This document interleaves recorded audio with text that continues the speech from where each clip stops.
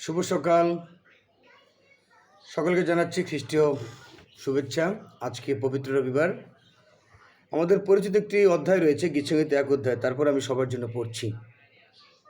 ধন্য সেই ব্যক্তি যে দুষ্টদের মন্ত্রণায় চলে না, পাপীদের পথে দাঁড়ায় না, নিন্দুকদের সভায় বসে না, কিন্তু সদাপ্রভুর ব্যবস্থায় আমোদ করে, তাহার ব্যবস্থা দিবারাত্র ধ্যান করে।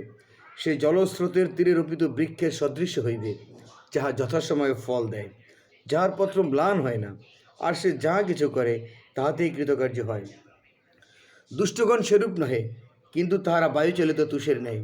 এই জন্য দুষ্টগণ বিচারে দাঁড়াইবে না, পাপীরা ধার্মিকদের মণ্ডলে দাঁড়াইবে না। কারণ সদাপ্রভু ধার্মিকগণের পথ জানেন, কিন্তু দুষ্টদের পথ বিনষ্ট হইবে। প্রিয়জনেরা, প্রথমেই বলা হচ্ছে ধন্য সেই ব্যক্তি যে দুষ্টদের মন্ত্রণায় চলে না, আর শেষে বলা হচ্ছে কিন্তু দুষ্টদের পথ বিনষ্ট হইবে। দুষ্ট দিয়ে শুরু, দুষ্ট দিয়ে শেষ।